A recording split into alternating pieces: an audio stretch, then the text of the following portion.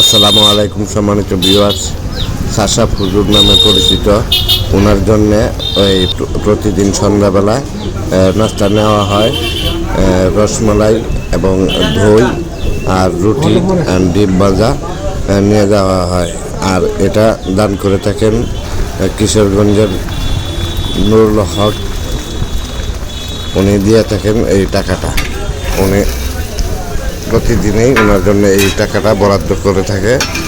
আর আমরা ওই গোলাপ রেস্টুরেন্টে অর্ডারটা পরে গোলাপ রেস্টুরেন্ট এর মালিক এর ছেলে রকিব হাসান ওনার তত্ত্বাবধানে নিয়ে উনি ওই হুজুরকে নিয়ে খাওয়ায়। ওই যে যাচ্ছে হুজুরের কাছে, এখন হুজুরের ঘরে ঢুকবো।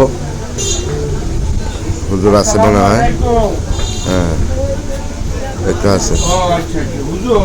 হুজুর দইটা খাচ্ছে, হুজুর আমরা দেখতে পাচ্ছি হুজুর দই খাচ্ছে প্রতিদিনই, এবং পাশাপাশি রুটি আছে, প্রতিদিন রসমালাই আছে আর ডিম ভাজা আছে। উনি খাবেন, সবগুলো ইনশাল্লাহ খাবেন। বরাদ্দ ওইটা দিলে দেখেন ডিম আর রুটিগুলা খাচ্ছে হুজুর। পাশাপাশি আমাদের রকিব হাসান হাতে নিয়ে রাখছে ওনাকে খাওয়ানোর জন্য। সবটুকু ইনশাল্লাহ খাবেন, আর হয়তো কিছুটা রেখে দিবেন, পরবর্তীতে খাবেন। উনি খাইতেছে। হুজুর, আপনার পছন্দনীয় খাবার কোনটা?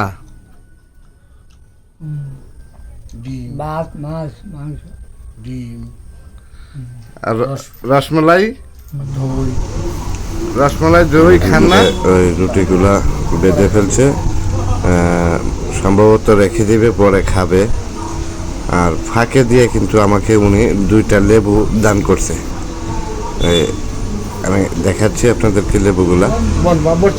ওই যে ওইখান থেকে 2টা লেবু আমাকে দান করছে। এই যে দেখেন 2টা লেবু আমি দেখাইলাম। হুজুর আমাদেরকেও দিতেছে, বলতেছে যে খাওয়ার জন্য। না খাইলে উনি হয়তো গুসা হবেন, কিন্তু বাধ্যতামূলক আমাদেরকে খেতেই হলো। ওই যে রকিব হাসানকে দিচ্ছে, খাইতেছে। যাকে বলা হয় অতিথি আপ্যায়ন, আমরা যেটা করে থাকি। ওনার জন্য আমরা নিয়ে গেছি, উনিও আমাদেরকে উল্টো খাওয়াচ্ছেন, না খাওয়াইয়া ছাড়লেন না। দেখে ওই যে উনি নিজের হাতে আমাকে দিলেন, আমি খাচ্ছি কিন্তু।